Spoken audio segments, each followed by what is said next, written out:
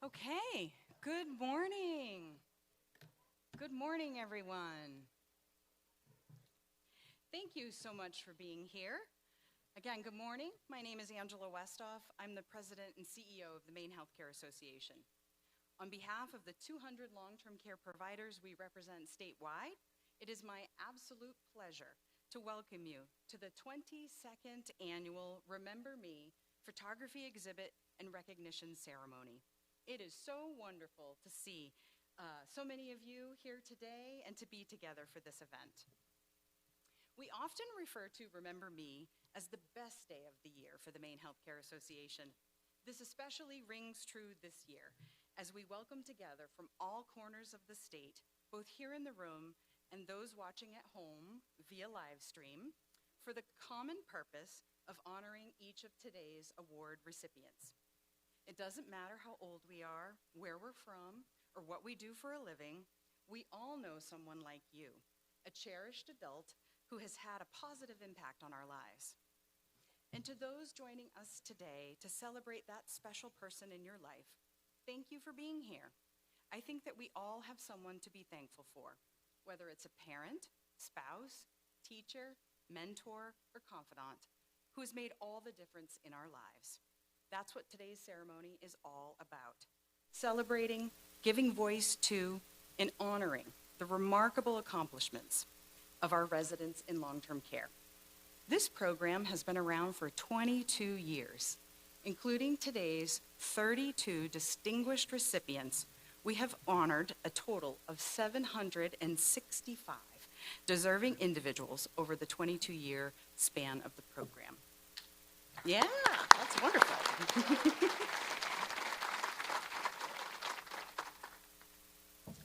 And to the award winners today, we will honor the significant contributions each one of you has made to your community, your state, and our country. And although society may sometimes forget its citizens who live in nursing homes and assisted living and residential care homes, we are here to say that we not only remember your life's work, but we are so grateful for you, and we are here to celebrate with you.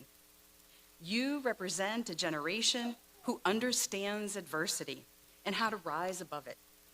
You know the meaning of hard work and dedication. You have wisdom and lessons to share with those who follow so that we might learn from your experience and be inspired by your achievements. This is especially true as we reflect on these past few years when the pandemic brought uncertainty and challenges into all of our lives. But in long-term care, it has also been filled with remarkable commitment, endurance, and faith. Going above and beyond the call of duty carries a new meaning now. I want to pause now to acknowledge our caregivers, our residents, and their families for coming together and working tirelessly to ensure the health, safety, and well-being of one another. Collectively, your actions and kindness are immeasurable, and we are so grateful to celebrate the lives of so many amazing residents here today. Before we begin, I'd also like to thank our panel of judges who had the difficult task of selecting today's honorees from 52 nominations. And I'm going to read their names, and if they each could come up to the stage, we'll get a little photo, and I have a small gift for them.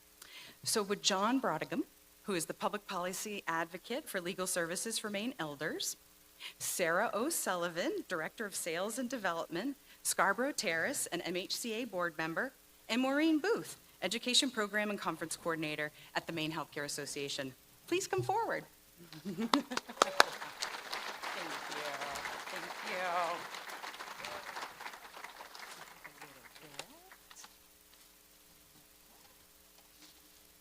A difficult job, and they did it with such grace. Thank you. Thank you. Thank you. Another round of applause for our judges.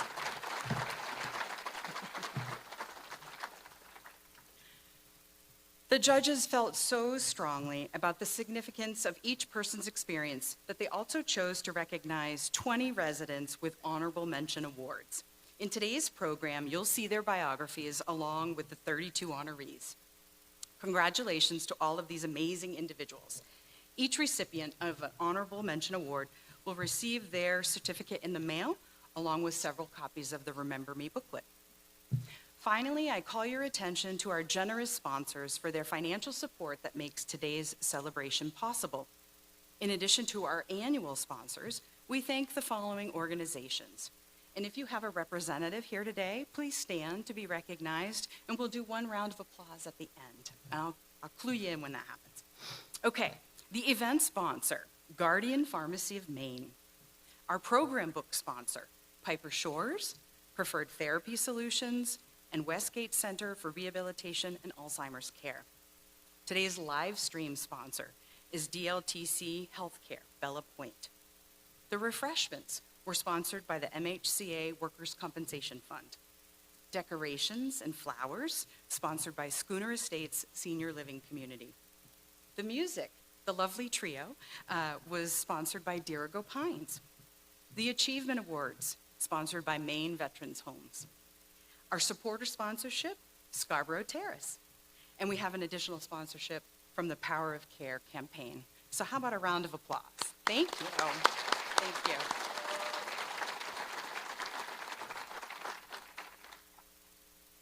I also would like to give a word of thanks to our annual sponsors.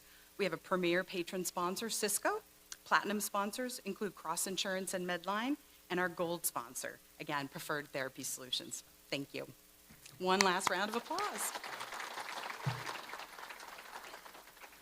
The sponsors are recognized on the tent cards on your tables, and I also want to take just a quick moment to acknowledge our partnership with the Maine Long-Term Care Ombudsman Program, and specifically the Power of Care campaign. This campaign's goal is to increase awareness around the importance of vaccinations and to improve Maine's long-term care resident vaccination rate. Brenda and Nicole couldn't be with us this morning, but they send their congratulations to all the award recipients. And before we begin, I just also want to mention to the award winners, when your biography is being read, we ask that each of today's honorees make sure that they have a clear line of sight to the various cameras that are around the room so that those watching from home can see you. So without further ado, we'll begin the program with our keynote speaker. We are delighted to be joined by Dr. Putri Va, Director of the Maine CDC. Dr. Va was appointed Director in August of 2023. She is board certified in internal medicine and has more than 10 years of experience in providing primary care and epidemiological work. A graduate of the University of Rochester, Dr. Va attended medical school at the University of New England College of Osteopathic Medicine in Biddeford, Maine. She completed her residency in internal medicine and was chief medical resident at the Jacobi Medical Center in New York. Dr. Va then completed a fellowship as an epidemic intelligence service and EIS officer with the U.S. Center for Disease Control. She came to the Maine CDC from the Indian Health Services, where she served as Population Health Director and later as the Division of Public Health Director. Please welcome to the stage Dr. Va.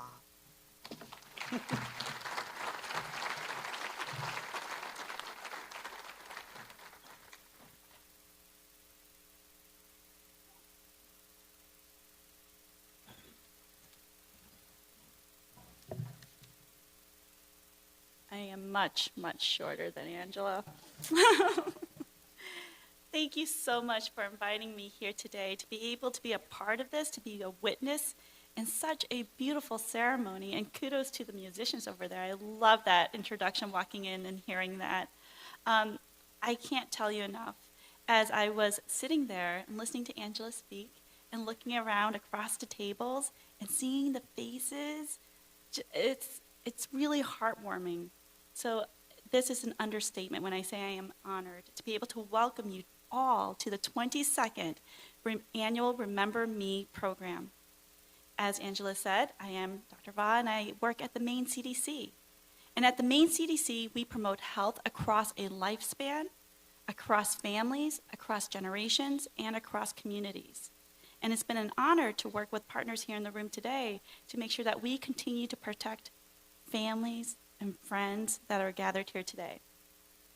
You know, when I look across the room, and when I was reading those bios, what I saw was actually, I saw the future. I saw future, community resilience, and hope. And why would that be? Why would I see that? Here's an example from some friends in the animal kingdom. I'm going to talk about dolphins really quick, just to really illustrate the connection between experience, social bond, social learning, and communities. So in a pod, the older, more experienced dolphins lead complex hunting strategies. Now, these experienced, typically female, possess a wealth of knowledge accumulated over years, so they know when and how to hurt fish, guiding younger members in the pod and ensuring the survival of their pods. What we've learned over many decades of studying dolphins is that their leadership and knowledge are passed through this concept of social learning and connection, and without them, the pod, the community, their ability to adapt and thrive actually diminishes. Now, the older or more experienced dolphins, they serve as a repository of survival strategies. So again, why am I talking about dolphins? Because humans, like dolphins, we're social beings. That's why. Where the bonds we share impacts the strength of our community as a whole. Now, your experience, your history, and your knowledge is crucial for the resilience and continuity of our communities. The simple act of doing something like today, where you're sharing your life stories and hearing those stories, it plays a role in safeguarding culture, values, and just practical real-life skills. And when those are passed through these social connections and these talks, that social learning can help younger generations, or just others at the table, myself included, other members of the community, to navigate some of life's most challenging times and uncertainty. So when I think about all of this, aging really is about contribution.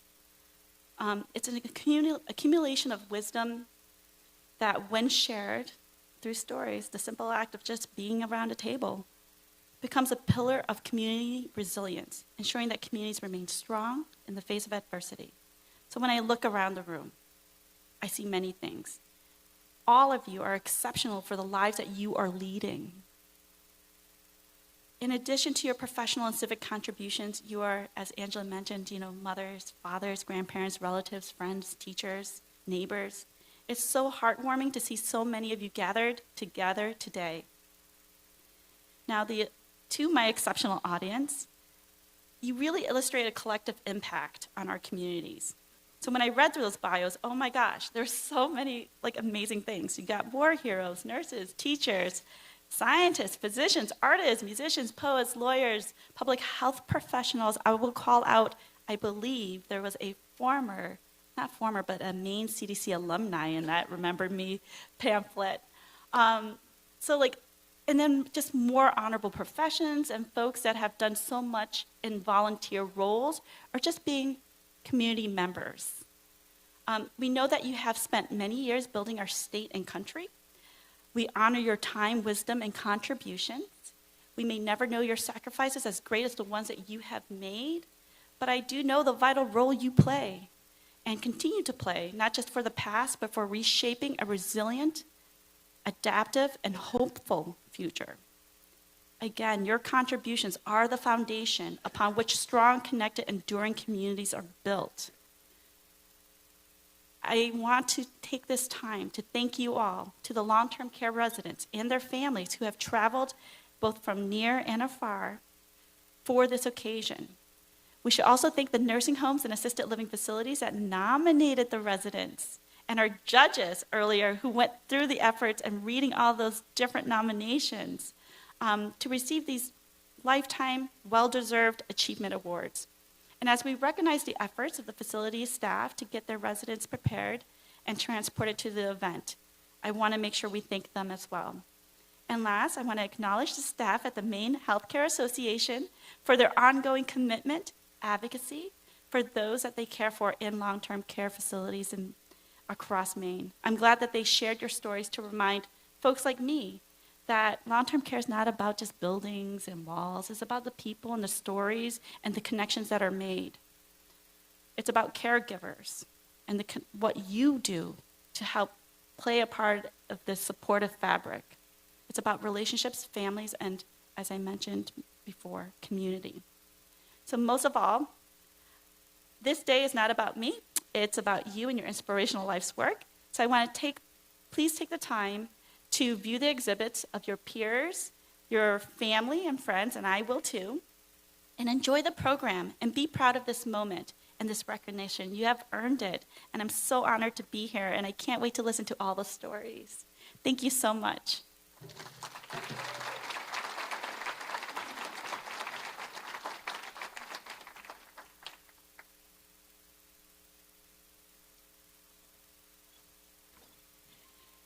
And we, of course, have a little gift for Dr. Va as well.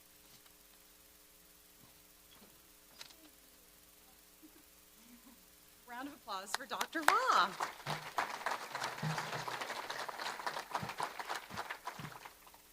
We really appreciate your time with us this morning. Okay, who's excited to get right into it? Woo! We all are. All right. Without further ado, it is my honor and pleasure to begin reading this year's 2025 Remember Me honoree bios. So we're going to go in alphabetical order and around the room, and not all guests are with us today, but we're still going to celebrate them and read their bios. So first, we have Richard Anslick. Richard, also known as Dick Anslick, was born in Chicago, Illinois on October 28, 1928. Now a resident at the Landing at Cape Elizabeth, he has contributed significantly to our community through his appreciation for art by donating more than a dozen paintings, including a striking portrait of the building that welcomes visitors. His generosity is just one facet of a life filled with remarkable personal and professional achievements. Dick is most proud of his family. He says, "Very proud of my family, my children. That's the biggest accomplishment for me." He and his wife, Jackie, raised 9 children, instilling strong values and a love of learning that led them to successful careers. Dick's interest in maritime life was inspired by his older brother, James, who served in the Merchant Marines during World War II. Following his footsteps, Dick trained in St. Petersburg, Florida, before attending Maine Maritime Academy, where he graduated as valedictorian and battalion commander in 1951. After marrying Jackie, whom he met on a blind date, Dick became an officer in the Naval Reserves. They settled in Skowhegan, where they raised their family. His career spanned roles as a sailor for American Export Lines, a sales professional at IBM, and a draftsman in the Maine shoe industry. He ultimately became vice president at Sebago Inc., retiring at age 71. Art remained his lifelong passion. Working with stained glass, drawing and painting, especially watercolors, he built a business selling his work, including to L.L. Bean. Notably, he presented a painting of Walker's Point to President George H.W. Bush. A published author, artist, and devoted family man, Dick's life is one of creativity, dedication, and enduring impact. Congratulations to Dick.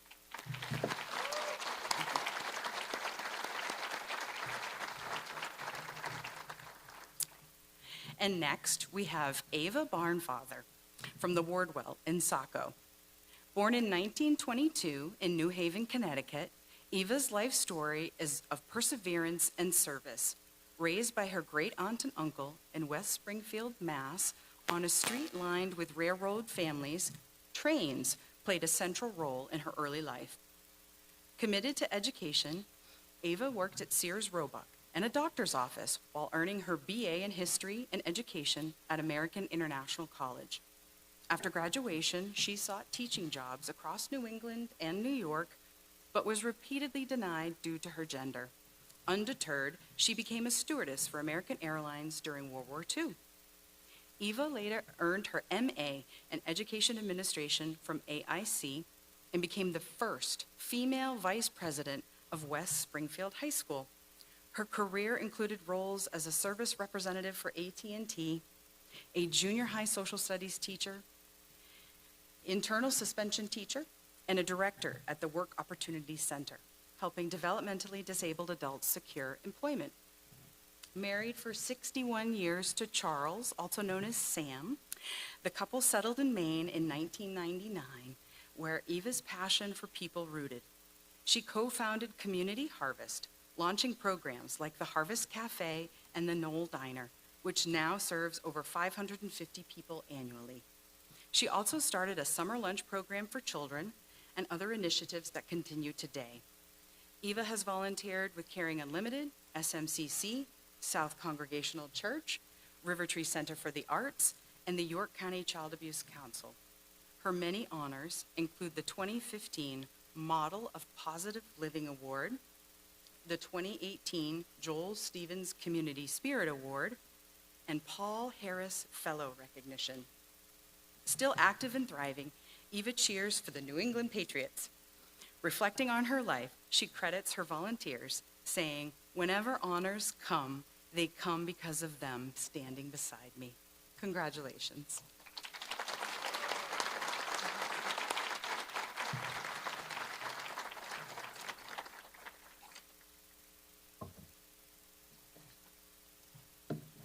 And next, we have Jacqueline Bate, Schooner Estates Memory Care in Auburn. Born on October 12, 1944, Jacqueline, also known as Jackie, was the eldest of 3 children of Francois P. Mathot, MD, and Cecile Mathot. She attended St. Dominic's and St. Joseph's College, graduating in 1966 before beginning her career as a teacher in the Lewiston School District. There, she met her future husband, John E. Bate, a lifelong educator. They married in August 1966 and raised 2 children, Karen and John. Driven by a calling to help others, Jackie later enrolled in the nursing program at Central Maine Medical Center. She graduated first in her class in 1981, receiving the President's Award for Academic Excellence. She found her passion in the maternity department at CMMC, where she supported countless mothers and newborns. She earned certification as an inpatient obstetrics nurse in 1992, became an international board-certified lactation consultant in 1996, and was also certified as a legal nurse consultant. Jackie, who accomplished all of this while raising her children and caring for her husband, John, who passed away in 1996 after a battle with brain cancer. In 2003, after nearly 22 years in obstetrical nursing, she became a telephonic health coach with Health Dialogue in Portland. In 2008, she was selected to help train French nurses to become health coaches. In 2022, Jacqueline was diagnosed with Alzheimer's and is now lovingly cared for by her children and the staff at Schooner Memory Care. Her knowledge and dedication to mothers, babies, and patients across the globe are a lasting tribute to her remarkable work. Congratulations, Jackie.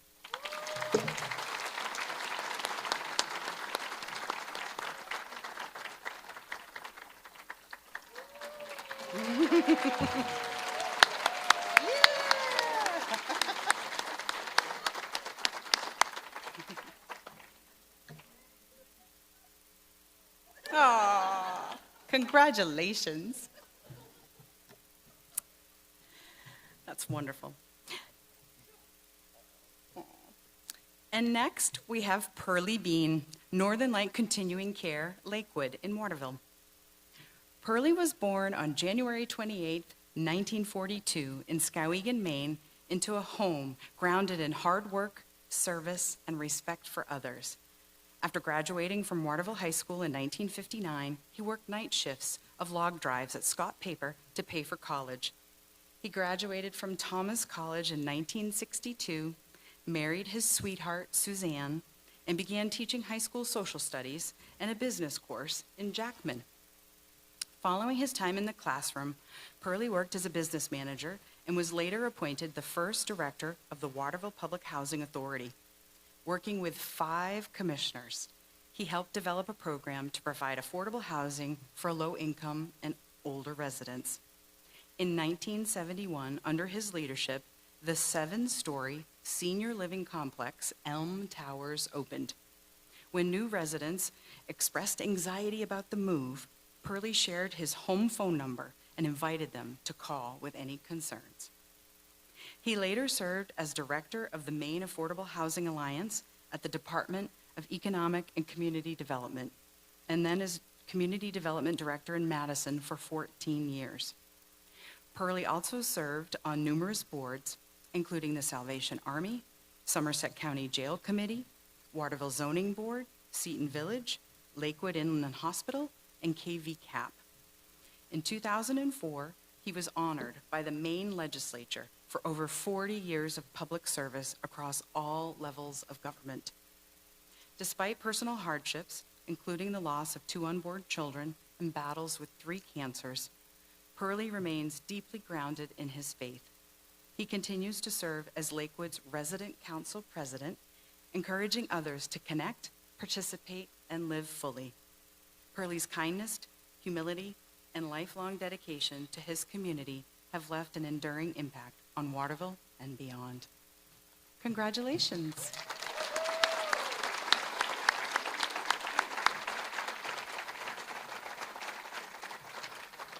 You're so welcome.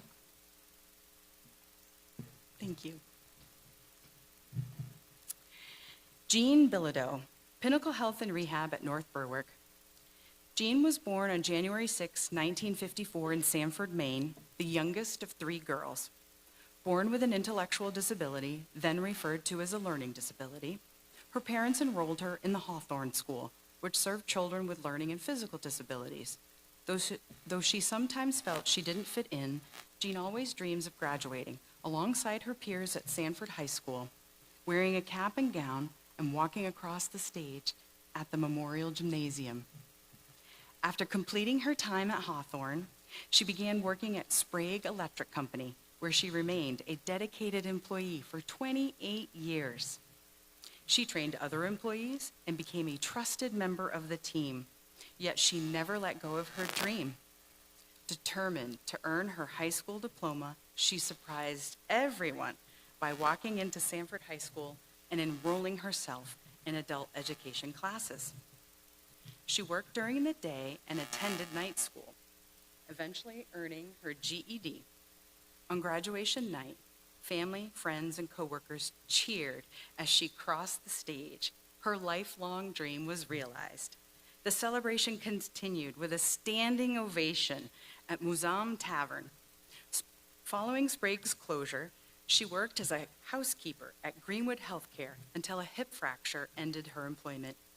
She later became involved with Great Bay Services, where she made friends and discovered a hidden talent for painting. Her artwork gained recognition selling at fundraisers and art shows. Today, Jean resides at Pinnacle Health and Rehab in North Berwick, where she continues to paint and take part in social activities and other events. Her creativity and determination remain a source of inspiration to those around her. Congratulations.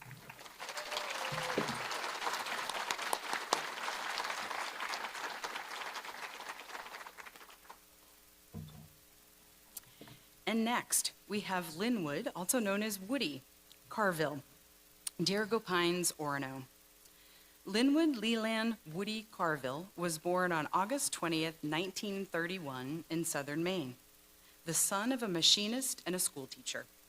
He and his older sister grew up in York, where he graduated from York High School in 1949 as an outstanding student, athlete, and leader. Woody went on to the University of Maine at Orono, distinguished himself as a 3-sport athlete and member of 2 academic honor societies, graduating in 1953. He went on to serve the university for 28 years in the athletics department and 4 years in the dean's office as assistant dean of men.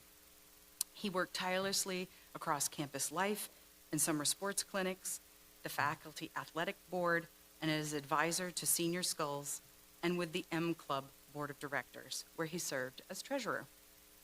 Widely known and remembered across generations of students and staff, Woody received the Black Bear Award and the Alumni Service Award for his outstanding contributions.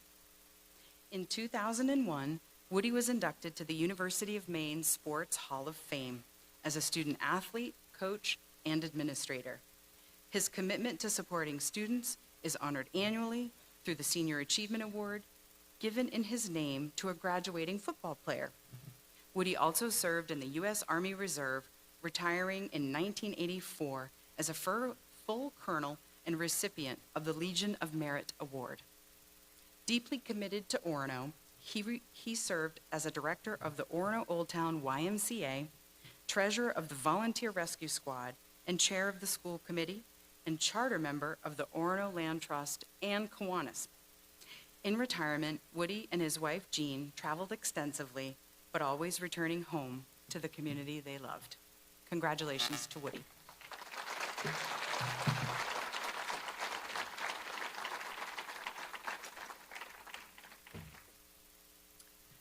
And next, we have Gary Chandler, Westgate Center of Rehabilitation and Alzheimer's Care, Bangor. Gary Chandler grew up in Enfield, Maine. At 8 years old, while his father worked on Liberty ships during World War II, Gary discovered his lifelong love of flying.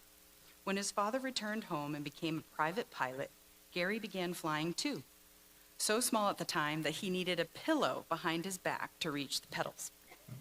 A man of many skills, Gary was a flight instructor, master electrician, and also trained in welding and refrigeration.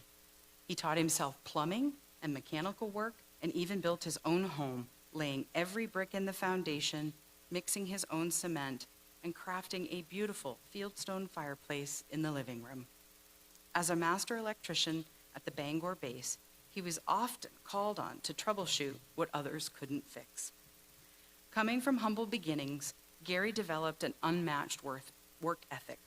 While attending flight instructor school in Oklahoma, he supported his wife and baby by working over 60 hours a week and using discarded tires on his car to make ends meet. Later, he traveled state to state for work, sleeping in the back of his truck to send his full paycheck home. Crossing the Kittery Bridge each weekend, he'd say, "The air got clearer," a nod to his deep love of Maine. Gary served 4 years in the U.S. Air Force, reaching the rank of buck sergeant and being selected as crew chief for President Eisenhower's Aero Commander. He flew thousands of hours and never had an accident, earning the Wright Brothers Master Pilot Award and being named a Master Pilot in 2018. Dedicated to others, Gary volunteered with the Civil Air Patrol, at the Maine Veterans Home, in his church, and among his neighbors. He is the very definition of generosity and service. Congratulations to Gary.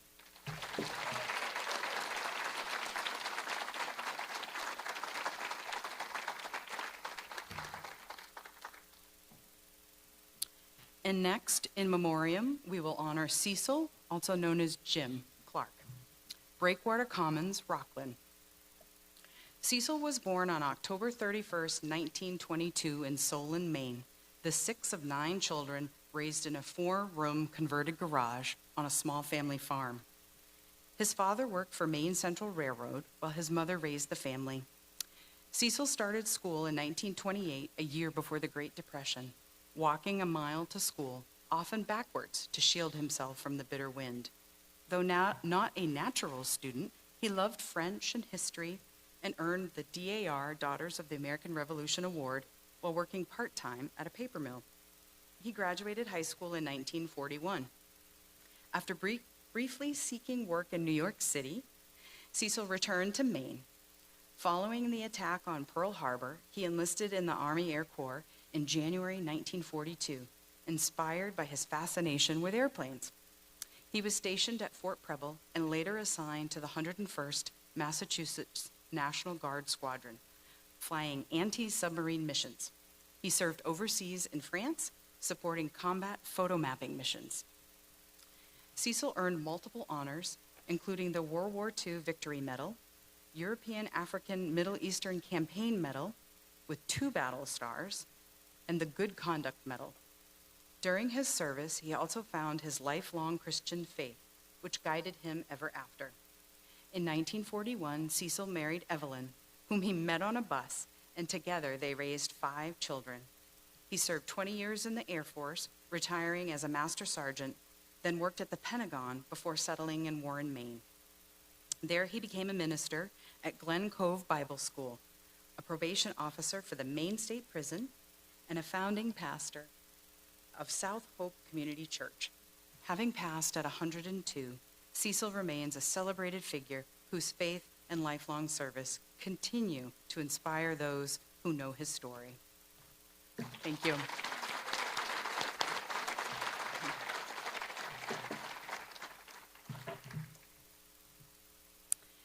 And next, we have Howard H. Dana Jr., Piper Shores, Scarborough. Howard H. Dana Jr.'s remarkable life and career have been guided by unwavering principles and a deep commitment to fairness. Born on September 28, 1940, in Wayne, Pennsylvania, he came to Maine to attend Bowdoin College, where he met his future wife, Susan, while they worked summer jobs at the same Booth Bay restaurant. The couple has been married for 62 years. Congratulations.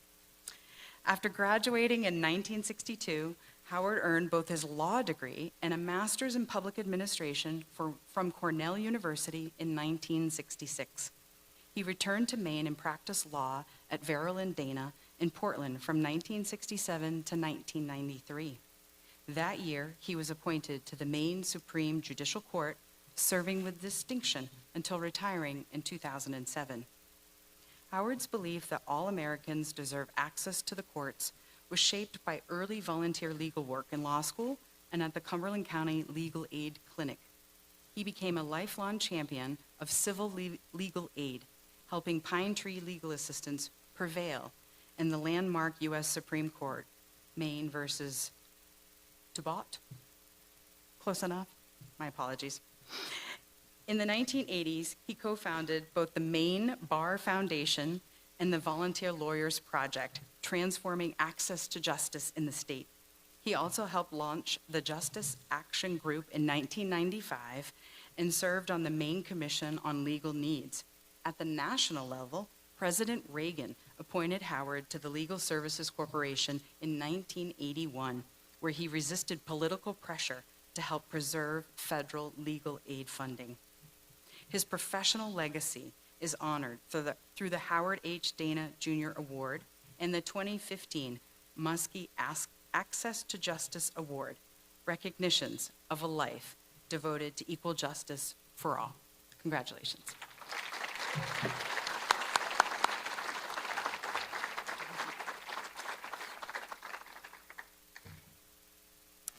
And next, we will honor James Dennis II, Maine General Rehabilitation and Long-Term Care at Gray Birch in Augusta. James Anthony Dennis II, known as Jim, was born on March 14, 1970 in Benton, Maine. His mother raised Jim alongside his sister and half-sister. He grew up immersed in the Maine outdoors, hunting and fishing with his father and grandfather, experiences that shaped his deep love of the natural world. Just 2 months after graduating high school, Jim experienced an accident that left him in a wheelchair, but his resilience only grew stronger. He continued to pursue his joys, including hunting and fishing and stock car racing. He says, "As far as I know, I'm one of only 2 guys in a wheelchair who has raced in Maine," and he says it proudly. His achievements at the Unity Raceway were even featured in articles in the Morning Sentinel and the Momentum. "It was pretty cool. We used to have a lot of fun," he recalls. Jim also worked in the sporting goods department at Walmart, where he shared his knowledge with his customers.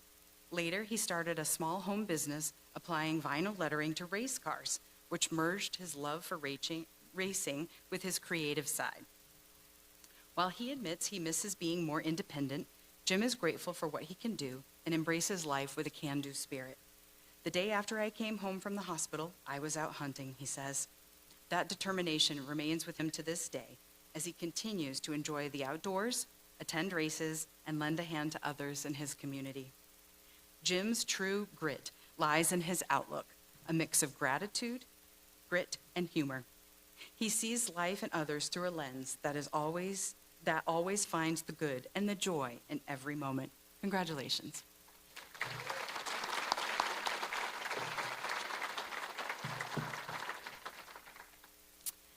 And next, we will honor Tom Dixon, the Enclave of Scarborough. Hollis Tom Dixon was born in 1935 and spent his early years in Portland before settling in South Portland after moving frequently due to his stepfather's military service. While still in high school, he joined the National Guard and served for 6 years. After graduation, Tom earned an art school scholarship 3 years in a row. When no funding was available in his 4th year, he paused his studies to work, and he discovered the state police were hiring. He applied and was accepted to the academy and quickly made an impression. His training lieutenant decided that Hollis didn't suit a trooper and dubbed him Tom, a name that has stuck. In 1975, Tom was seriously injured while on duty when his cruiser was rear-ended during a traffic stop. Though thrown through the window, suffering a broken wrist, knee, ribs, and numerous cuts, he famously held on to the driver's license and registration, quipping afterwards, "I'm not going to give you a ticket because I don't feel like it." Tom served with the Maine State Police for 25 years before becoming chief of police in Scarborough in 1983. Over 16 years, he restructured the department, increased professionalism, and earned the respect of his officers. In addition to his law enforcement service, Tom was active in the Masons and Rotary Club, and he proudly graduated from the prestigious FBI National Academy. He also helped guard Presidents Kennedy, Johnson, and George H.W. Bush, whom he came to know well. Still affectionately known as Chief in Scarborough, Tom remains a respected and admired figure in his community. Congratulations, Tom.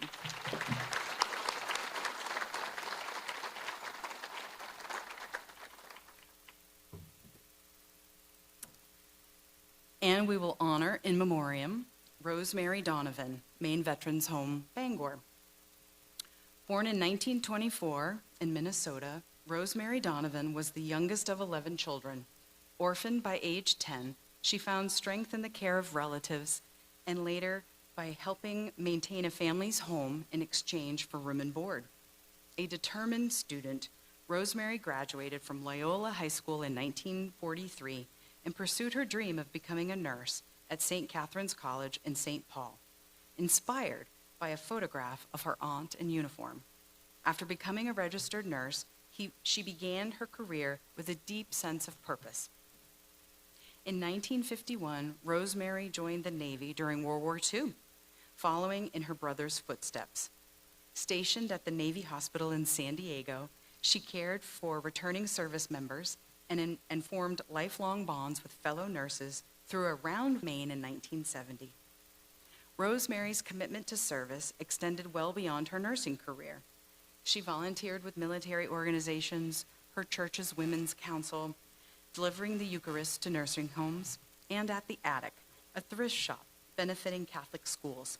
She also contributed time to the American Red Cross blood services.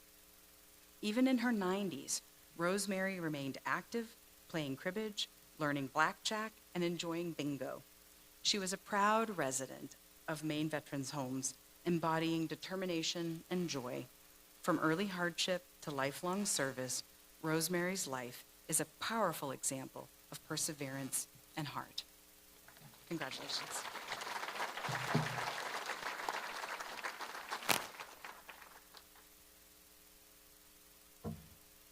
And next we have Hillary Irvin, Sunset Home of Waterville. Hillary was born in 1922 in California to modest means where the Great Depression felt like a continuation of her upbringing. She described herself as a girl in the woods, with Muir Woods as her playground. Her family, including her mother and gifted artist Dorothy, was immersed in the California art movement of the 1930s. At 17, Hillary enrolled in the California School of Fine Arts, showing remarkable early talent. During World War II, she worked as a receptionist for naval officers in San Francisco, where she met Edmund, a flight surgeon, and her future husband. They later settled in Waterville, Maine, where Edmund established a pediatric practice. They raised 3 children, Robert, Edmund, and Hillary, whose disability became a source of inspiration. A true lifelong learner, Hillary immersed herself in Maine's vibrant art scene. She studied at the Skowhegan School of Art, Haystack School, and Kobe College, mastering various media, including oil and watercolor painting, ceramics, wood carving, photography, and fabric art. She also became a docent at the Kobe College Museum of Art, saying, "I wanted to teach students how to look at art." Hillary's creative energy spilled into community projects like creating jewelry, dolls, quilts, and whimsical displays, such as her circus parade at Rummel's Ice Cream Parlor.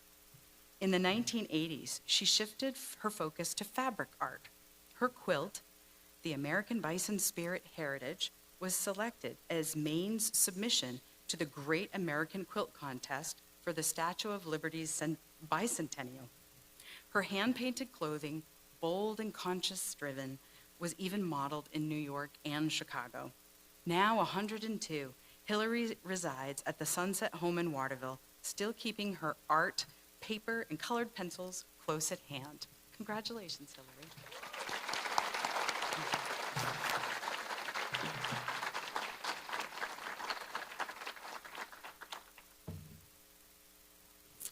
And next, in memoriam, we will honor Melba Evans, Ross Manor, Bangor. Melba Easterling Garrett Evans was born on March 28, 1941, in Mobile, Alabama. A musical prodigy, she began playing at age 5, and by 9 was directing her first children's choir at her local church. As a teenager, she earned a reputation for teaching music and later graduated from high school in Gary, Indiana. In 1958, Melba matriculated at Indiana University Bloomington to study music education with a focus on piano and organ. She learned to play and teach 37 musical instruments and also minored in chemistry, becoming a metallurgy scientist, a field in which she worked for 27 years. Melba was deeply involved in the civil rights movement. Her family home often served as a meeting place, and she and her mother and grandmother participated in the 1965 Bloody Sunday March in Selma, where she sustained dog bites and burns from police water hoses. They also took part in lunch counter sit-ins and Freedom Rider bus demonstrations.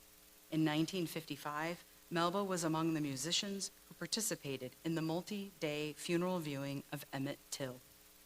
Throughout her life, Melba used her musical gifts in service to others, playing over 3,000 events, including funerals, community gatherings, and church services.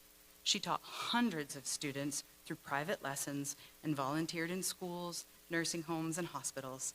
Melba's zest for life extended beyond music. She rode a 350 Harley-Davidson special in her local motorcycle club for over 60 years and also dabbled in drag car racing, which was much to her daughter's concern. Melba would light up when a music program was playing, tapping her toes and smiling to the beat of music. We honor Melba and her family.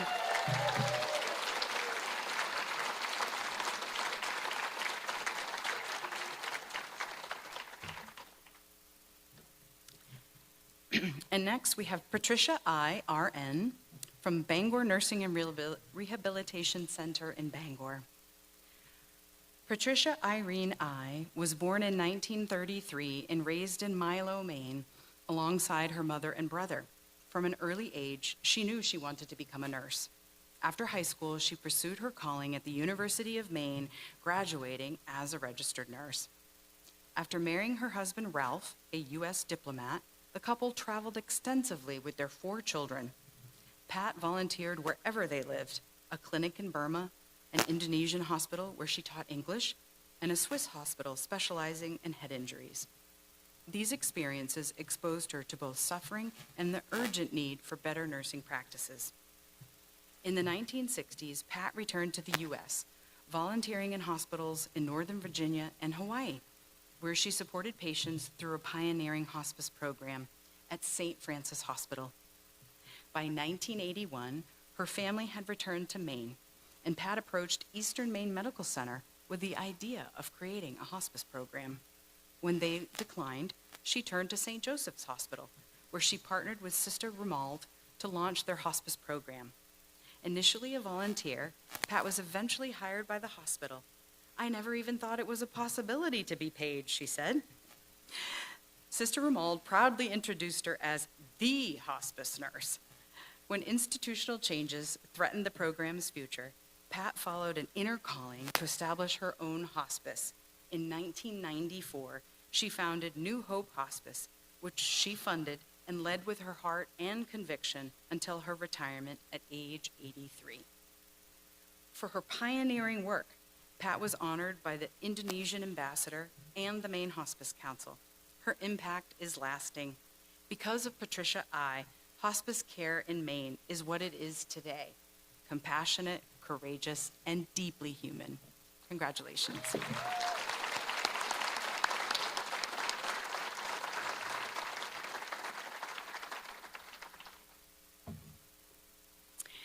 And next, we will honor Charles Gill, Jr., Birch Bay Retirement Village, Bar Harbor. Charles Henry Gill, Jr. was born in Mount Vernon, Ohio, and raised in Washington, D.C., in the Washington, D.C. area during the Great Depression. He vividly recalls the attack on Pearl Harbor and the nation's response when his uncle, serving in the 8th Air Force during World War II. Inspired by duty and despite his family's reservation, Charles enlisted in the U.S. military during the Korean War. Though he never anticipated joining the Marine Corps or becoming an aviator, Charles quickly demonstrated extraordinary skill and dedication. During the war, he displayed heroic courage, earning the Medal of Heroism for rescuing a fellow soldier from a crashed aircraft, narrowly escaping the explosion that followed. His selflessness and bravery remain a powerful testament to the values he lived by. While his military service defined a chapter of his life, Charles is equally known for his warm and kind-hearted nature. Despite the intensity of his experiences, he has always been recognized for his gentle demeanor, sharp wit, and the way he makes others feel valued. His humility and good humor have earned him the deep affection of family, friends, and all who meet him. Today, Charles lives with his daughter Charlotte and loyal dog Jill. He takes joy in the quiet moments they share and reflect often on his days in the skies with memories filled with both thrill and purpose. Yet his greatest pride is his role as a father and grandfather. Charles's life is one of courage, compassion, and enduring love, a history felt far beyond the battlefield. Congratulations.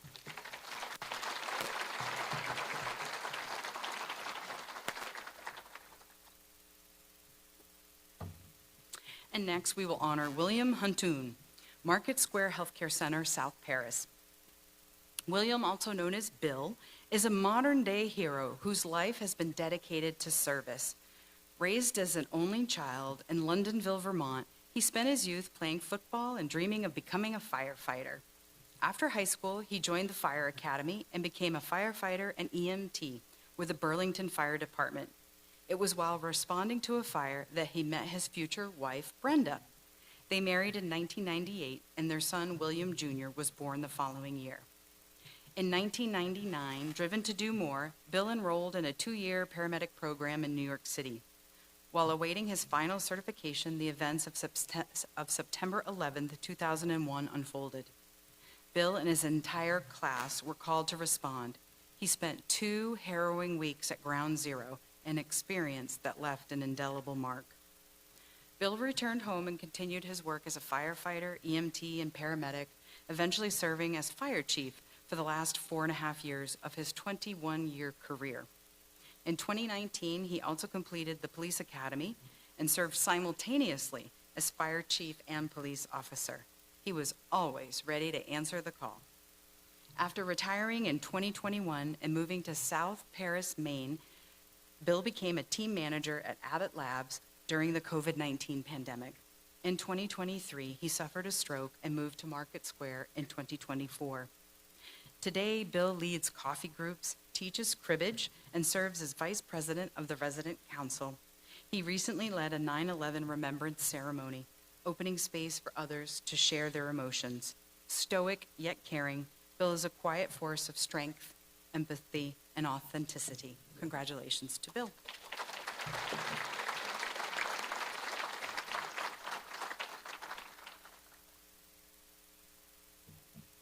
And next, we will honor Steve King, Avita of Brunswick. Steve's life has been full and well-lived, but what truly sets him apart is his commitment to the residents and staff at Avita of Brunswick, where he now calls home. Born in Bath, Maine, a place he still holds dear, Steve graduated from Morse High School and earned a BA in political science from Colby College.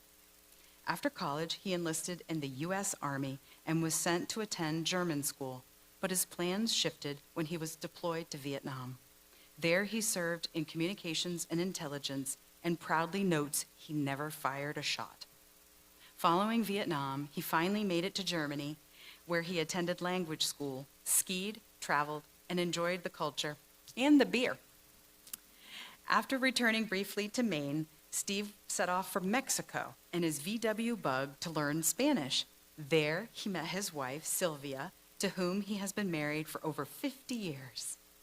The couple eventually returned to New England, where Steve taught in New Hampshire before settling back in Bath.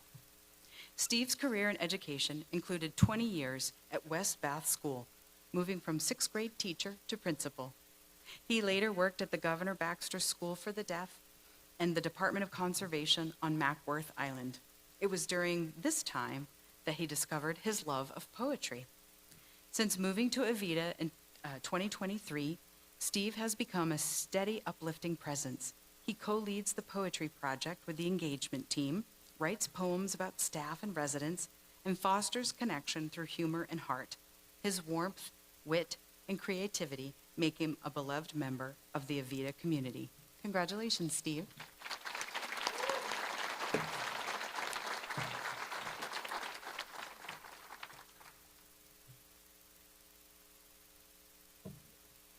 And next, we will honor Catherine McCleary, Pinnacle Health and Rehab, South Portland. Kay spent her early years on a farm in Orient, Maine, where she developed a strong work ethic that would guide her throughout her life. In her teens, she moved to the Portland area, eventually settling in South Portland and raising a family of her own. After separating from her first husband, Kay worked hard as a single mother of two, joining the laundry department at Pinnacle South Portland, then South Portland Nursing Home. A loyal employee, Kay worked long hours for 36 years, ensuring staff had what they needed and that residents' belongings were treated with care and respect. She retired in 2016 when memory challenges made continuing difficult. During her years of service, Kay remarried, raised her children, and cared for her aging mother. After her second husband passed and family challenges arose, Kay was awarded custody of her two granddaughters, whom she raised with love and devotion. From summers at the family camp in Orient to fulfilling dreams like horseback riding, she gave them every opportunity she could. Kay, shaped by her old school values, made her a pillar in her family and community. She always believed that family takes care of family, and she extended that belief to those around her. At South Portland Nursing Home, she created a true sense of home for residents through empathy and compassion. Now a resident herself, Kay continues to care for others. She's often seen comforting a fellow resident, holding hands, or sharing a joke with staff. Her smile, warmth, and wit brighten every room. Kay's contribution is one of kindness and grace, and it's a gift to have her as part of our community. Congratulations to Kay.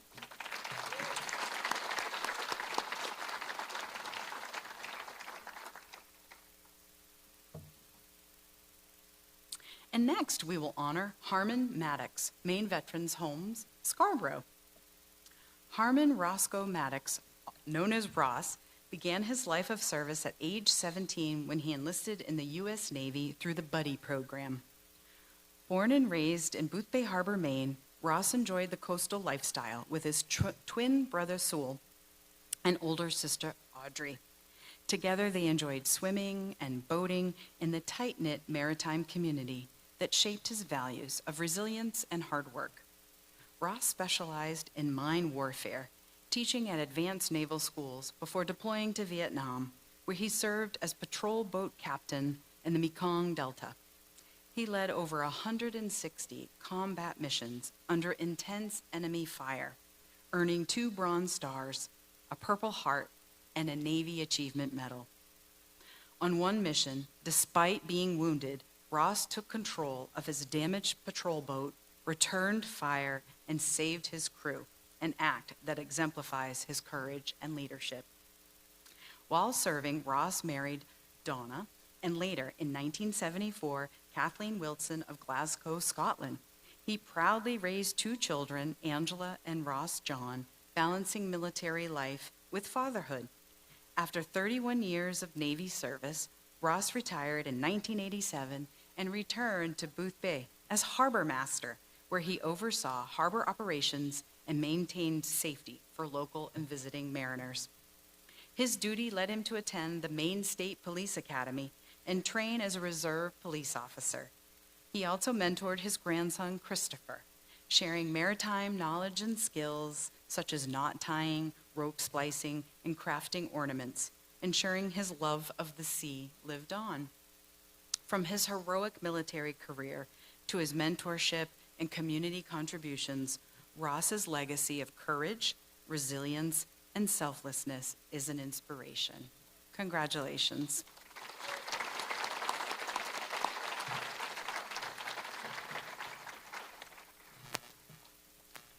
And next, we will honor Rita Melendi, Schooner Estates Senior Living Community, Auburn.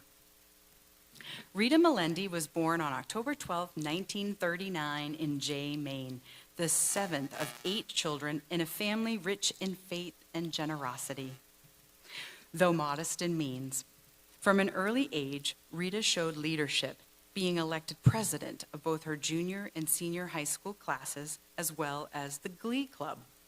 As a student in the class of commercial students, she honed strong business skills, serving as the teacher's secretary and managing financial records for school functions.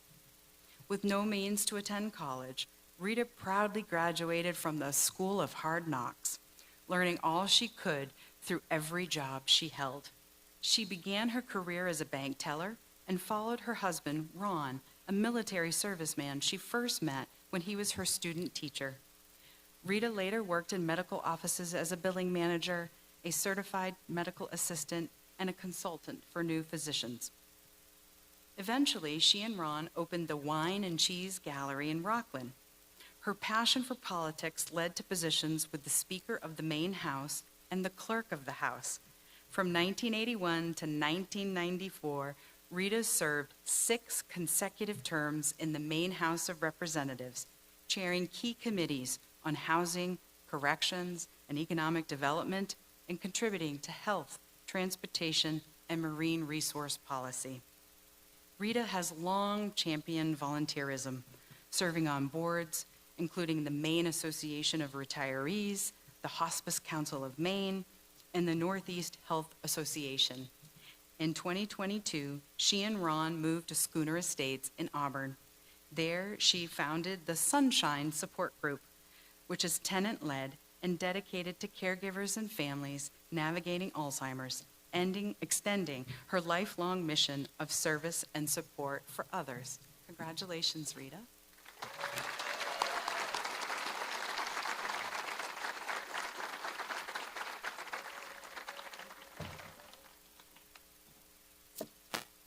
Okay, and next, Eunice Mercier, Maine General Alzheimer's Care in Gardner.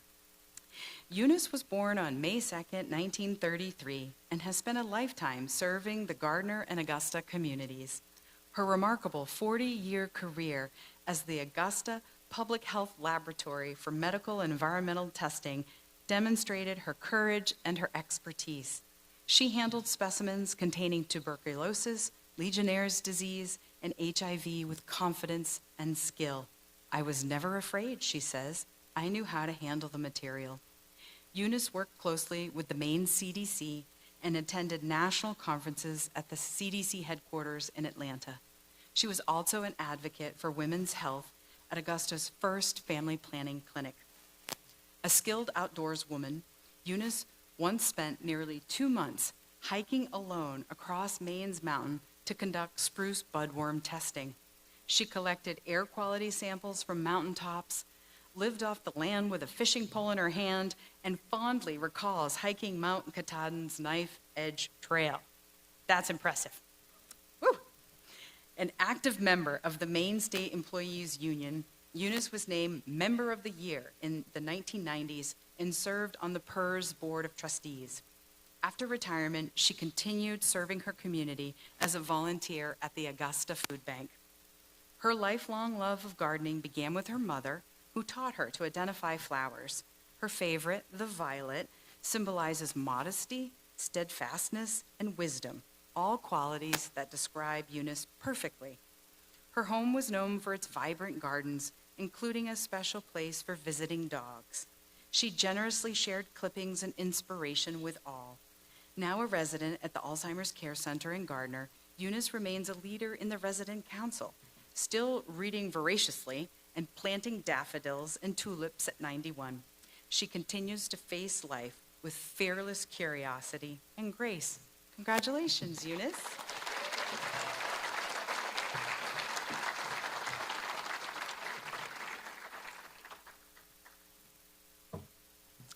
And next, we will honor Fern Pelletier, Forest Hills, Fort Kent.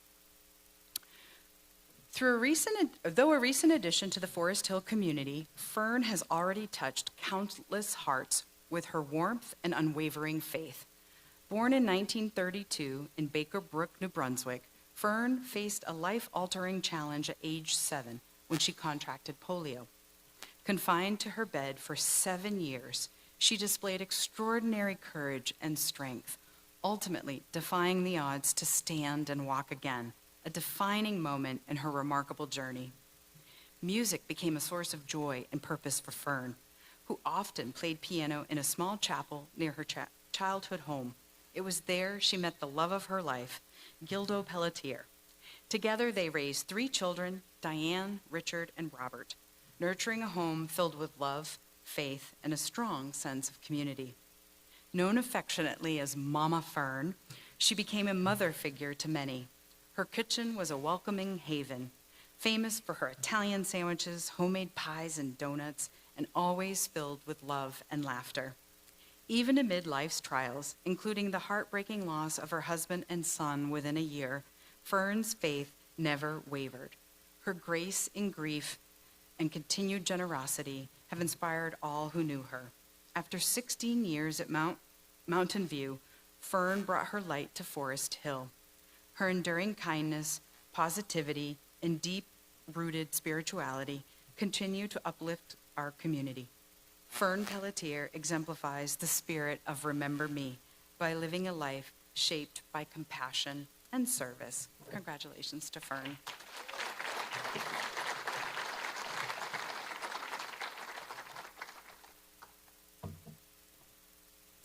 And next, we will honor Jim Pendleton, Scarborough Terrace, Scarborough. In a crowd, Jim Pendleton might not first catch your eye, being dressed in blue jeans and a button-down shirt, moving slowly but purposefully. Soft-spoken and humble, he patiently observes, waiting his turn to speak. But behind the gentle demeanor is a brilliant mind, a generous heart, and a life defined by kindness, humility, and quiet impact. A lifelong educator with a master's degree in chemistry and physics, Jim spent over 4 decades teaching, culminating in his dream job at Gorham State College, now USM, in 1967. His teaching career took him from Hawaii to NATO bases in Europe, but it was never about prestige. It was always about helping others learn and grow. Born and raised on North Haven, Maine during World War II, Jim was shaped by the values of island life, community, cooperation, and compassion. Those lessons stayed with him, guiding a life rooted in service, learning, and deep care for others. After the passing of his beloved wife, Marge, Jim moved to Scarborough Terrace. Rather than retreat into grief, he embraced his next chapter with openness and purpose. Every day, he shares encouragement, compliments, and gentle wisdom, often wishing the people the best day ever. His kindness is subtle but powerful, a daily reminder of the impact one person can have. Jim's life is not one of fanfare, but of deep, lasting influence. He reminds us that kindness matters, that patience uplifts, and that giving is better than receiving. He is simply one of the kindest and most positive people anyone could hope to meet, and Scarborough Terrace is better because of him. Congratulations, Jim.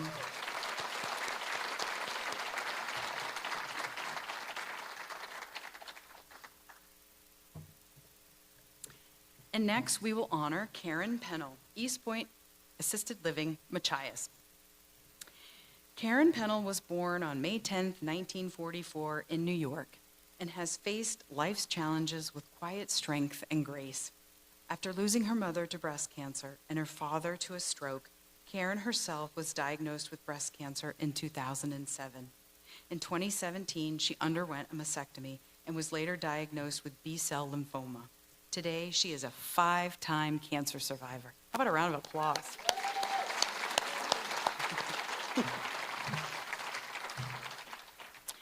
Karen graduated from Russell Sage College in 1965 with a degree in fine art and music. She worked 2 years at Children's Library in New Jersey before transitioning to typesetting for a graphic design firm in New Jersey.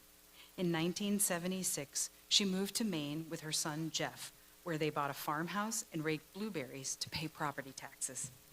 She later had 2 more children, Deanna and Trevor, and following a divorce, supported her family through piano lessons and various jobs. A gifted musician and composer, Karen was active in the Center Street Congregational Church Choir and had her compositions performed at the University of Maine at Machias and in Eastport. Her professional journey included roles with the WAVE program, the Machias Planning Commission, Pine Tree Legal, the Washington County Association for MR Citizens, Milliken Insurance, and the Machias Valley News, where she worked until her retirement in 2013. In retirement, Karen enjoys crocheting, knitting, picking wildflowers, and creating happy books for friends. Now a resident of East Point Assisted Living, she still explores the grounds, discovering new plants and flowers. Her proudest achievement is her 3 children and 8 grandchildren. Reflecting on her life, Karen says she feels blessed and wouldn't change a thing. Congratulations, Karen.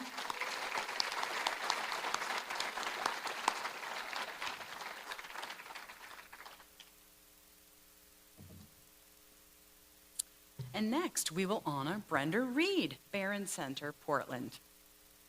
Brenda Reed was born in 1956 in New Jersey, the eldest of 3 sisters. A bright and driven student, she graduated early from Holmdel High School and went on to George Washington University. Throughout her youth, Brenda was deeply involved in the equestrian world, competing in the demanding 3-day sport of eventing, which includes dressage, cross-country, and stadium jumping. At age 26, Brenda joined the founding team of USA Today, rising to become operations manager, which was a rare leadership role for a woman in the male-dominated newsroom of the early 1980s. Her career highlights including covering President Reagan's inauguration, receiving a press pass to the 1984 Los Angeles Olympics, and working alongside trailblazer Geraldine Ferraro. She later helped open the Newseum, a museum focused on journalism and news, where she continued to work post-launch. After being diagnosed with multiple sclerosis, Brenda relocated to Maine for family and support. Undeterred by her diagnosis, she began a second writing career at Hearts and Horses, a therapeutic riding center in Buxton. Refusing most adaptive equipment, Brenda used her remaining signature determination to ride with minimal assistance. Even with limited mobility, she stretched, led her horse through the barn, and continued to ride independently. Her skill and drive inspired new riders and instructors alike. Since moving to the Barron Center in 2012, Brenda has been a vibrant part of the community. She is active in the resident council, advocating for respect and kindness for peers and staff. With horses still visiting the Barron Center, thanks to her lasting connections, Brenda continues to embody resilience and joy. I've done everything, she says, even dealing with all of this. Congratulations to you, Brenda.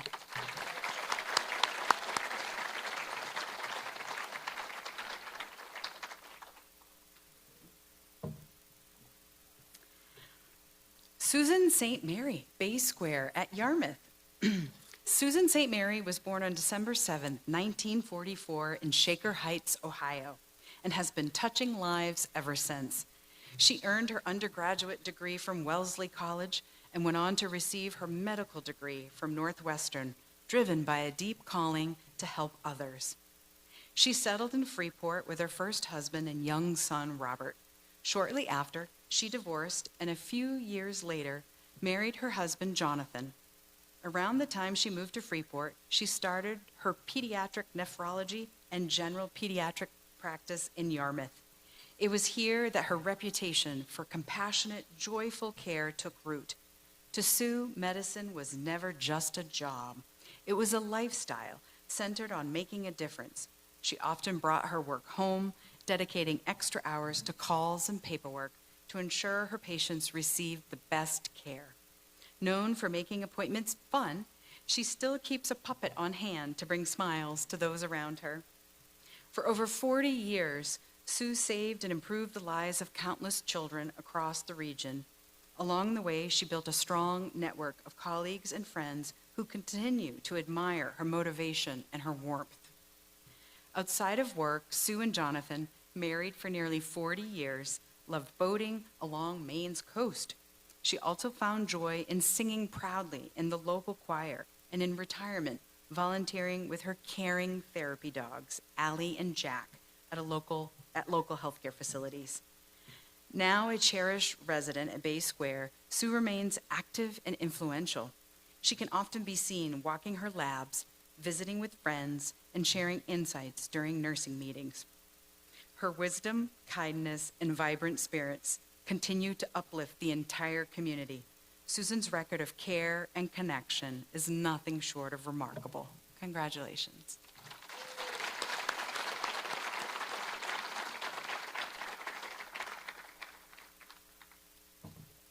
Dr. Vai, I think we may have to bring some of these residents out of retirement, fill some of the caregiver workforce shortages. And next, we will honor Marnie Smith from 75 State Street in Portland. Marnie Smith's life is rooted in love for family, community, nature, and all living things. A mother of 5, grandmother of 15, and twice married, Marnie is known for her intelligence, wit, warmth, and deep sense of purpose. Marnie left Vassar in her junior year to start a family, but later returned to her studies, graduating from Sarah Lawrence at age 61. Always ahead of her time, she became a passionate environmentalist long before the movement was mainstream. Driven to protect the planet, she organized citizen groups to preserve natural spaces. She coordinated organic gardening projects for Save the Children in places like Tanzania, Egypt, and Dominica, and she authored 2 books on gardening. Her own garden was so spectacular that NBC's Willard Scott once broadcast from it. Marnie's commitment to meaningful causes is wide-ranging. She worked as a recycling coordinator in Connecticut, educated the public for the Department of Environmental Protection, led local and global environmental initiatives, advocated for children with mental health needs, and served as director of development at the Connecticut Audubon. She was also involved with 3 land trusts, local conservation commissions, and served as Mill River Guide, teaching children about the natural world. In her Massachusetts Quaker retirement community, Marnie remained active, serving on the philanthropy, art, and native plant committees, and leading monthly community circle meetings. Now in her 90s and newly settled at 75 State Street in Portland, Maine, Marnie continues to foster friendships and build community. She remains a quiet force of nature and is always thoughtful, generous, and steadfast. Her life is a remarkable legacy of love, purpose, and action. Congratulations, Marnie.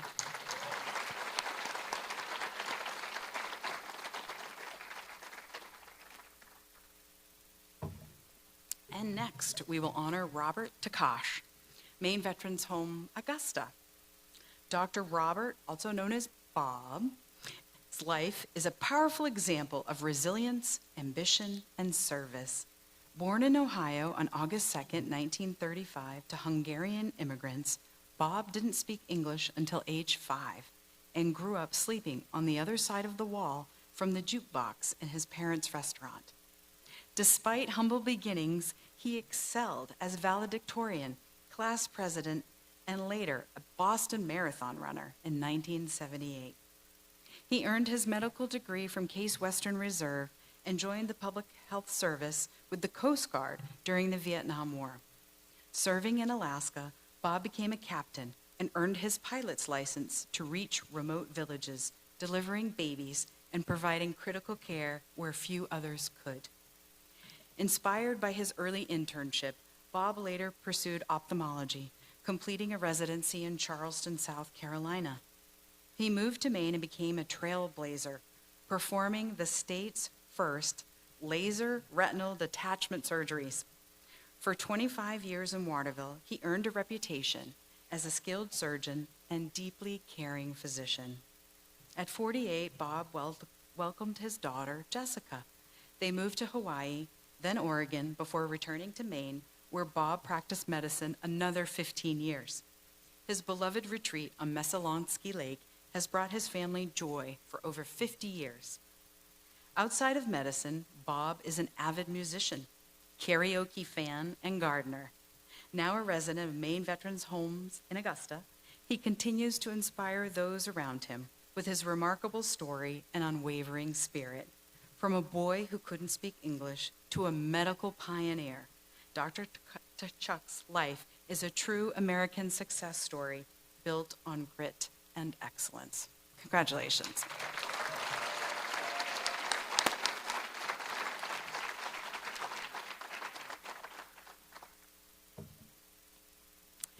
And next, we will honor William Thompson, Sentry Hill at York Harbor, York, Maine. William Thompson is a remarkable man whose life has enriched both the York community and his fellow residents at Sentry Hill. A lifelong fixture at York Beach and Nubble Lighthouse, Bill is fondly remembered with easel and palette in hand, capturing the beauty of the Maine coast. A professor of history at Salem State University in Massachusetts, Bill specialized in colonial America with a focus on how the Revolution shaped everyday life in New England towns.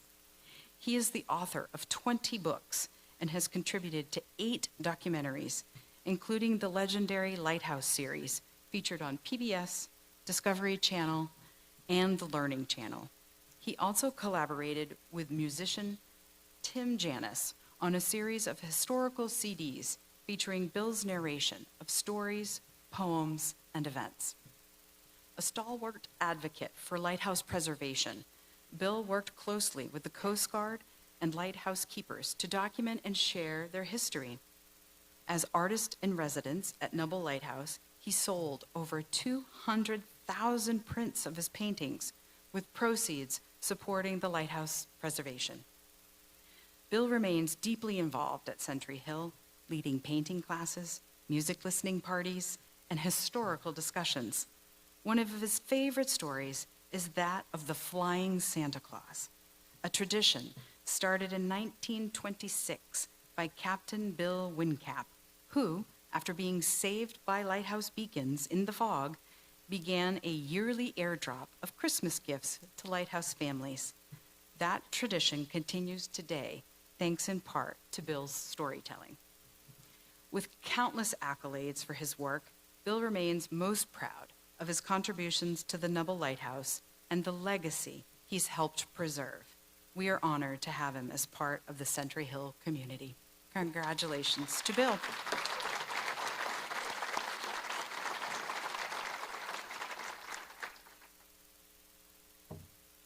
And next, we will honor Brian Wren, Seal Rock Healthcare, Saco, Maine. Born in 1936 in Romford, Essex, England, Brian Wren is an internationally published hymn and poet writer. His work includes over 250 hymns, poems, and books. Brian's legacy not only includes his written work, but also his service to others and his focus on inclusive language and issues of social justice. His service to others began in 1955 when he served in the British Army for 2 years. After his time in the service, he spent the next decade furthering his education, receiving a BA in Modern Language from Oxford University, a BA in Theology from Oxford, and a doctorate in Theology of Old Testament from Oxford. In 1965, Brian was ordained at the United Reformed Church of Great Britain and served as the minister of Hockley and Hockwell Congregational Church for 5 years. Brian's journey in charitable work did not stop as a minister, and he expanded his outreach internationally to focus on justice issues. He worked for the church's Action on World Development, Third World First, and served as a member of the executive board of the UK aid charity, War on Want. And in 1983, his life's devotion and hymn writing took him to the United States, New Zealand, Australia, Canada, and Japan. Early on, Brian had a way to ensure that hymns focused on inclusive language and worship. Furthermore, some of Brian's early work focused on the shift to using contemporary speech in prayers and hymns. His work continues to be included in collections for all denominations throughout the English-speaking world, along with some translations into other languages. In 1999, Brian's hymn, Hidden Christ, Alive Forever, was runner-up in the International Millennium Hymn Competition. This hymn was sung at St. Paul's Cathedral in January of 2000 as part of the cathedral's Millennium Gift to the nation. The hymn's text, titled Christ is Alive, is one of the most widely sung hymns today. In addition to the work as an international writer, Brian is a devoted father and grandfather. He is married to Reverend Dr. Susan Hayfield, a United Methodist minister. Brian is a pioneer in hymn writing, and his legacy and work continues to be present in hymnals, song collections, and choral anthems across the world. Congratulations, Brian.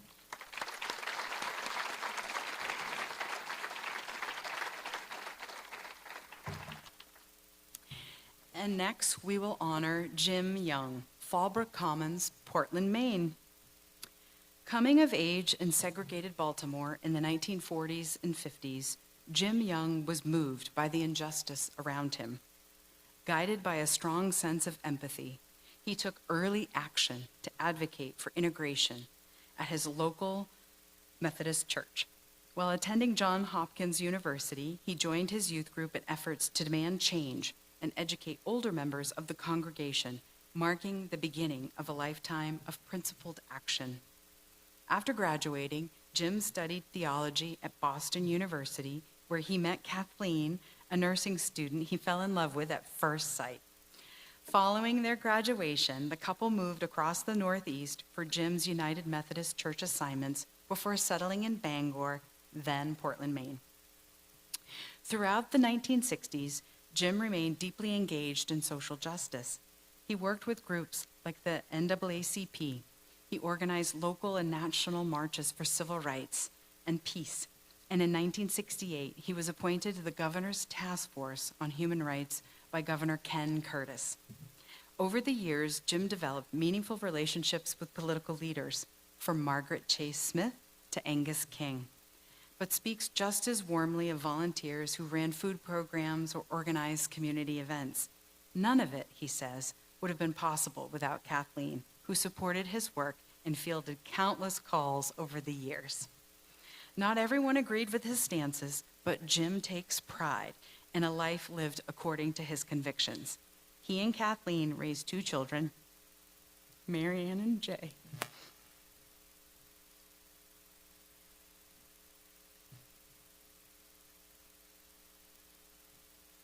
Both thoughtful and socially conscious.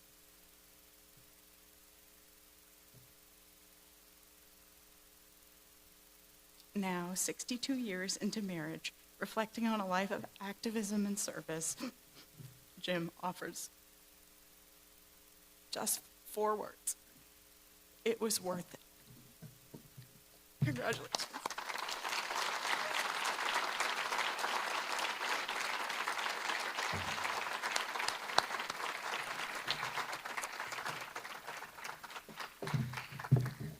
Sorry, I never leave this ceremony without getting choked up.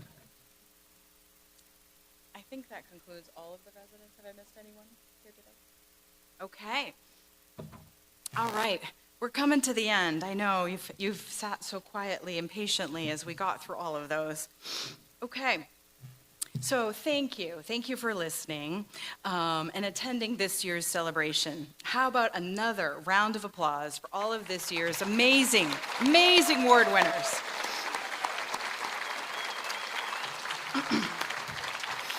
Yeah.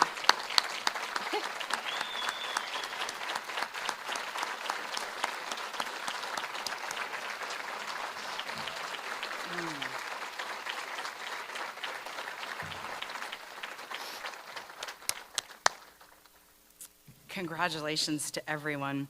Before we depart, I just have a few final thank yous and announcements. First of all, I want to thank the staff in the back. Their amazing efforts to organize this celebration every year. I'd like them to stand and be recognized. Without their dedication, yeah, round of applause.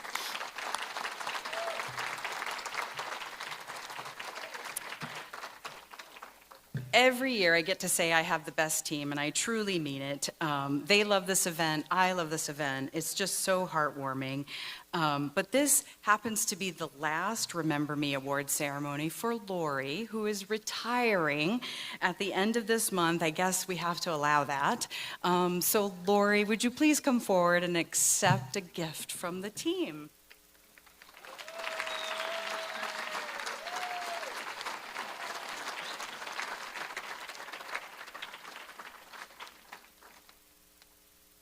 This will embarrass her, and she won't like me for doing this, but Lori has spent 4 years with the Maine Healthcare Association. She manages our front desk, accounts receivable. She just keeps us all in line, knows where things are before we forget where they're at and need to ask for them. We're going to be lost without you, Lori. We love you, and you have to come visit us.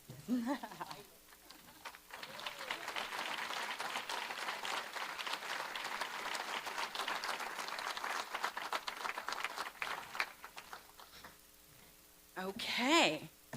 Again, congratulations to everyone. I want to remind you to please take the extra copies of the book if you have other family members that you would like to bring or other caregivers that would enjoy reading about these fantastic adults. There's also some additional books in the back of the room that you can check in to see if you need some extras. Please take the flowers home with you. Every table has a centerpiece, and we invite you to take those home with you. And then lastly, on behalf of the Maine Healthcare Association, Board of Directors and staff, thank you all for being here. Congratulations once again to all of the winners. I wish you safe travels for the rest of the day. And to those of you still watching at home, be well and have a great day. Thank you so much. Oh. And please take the photography exhibits with you as well. Thank you.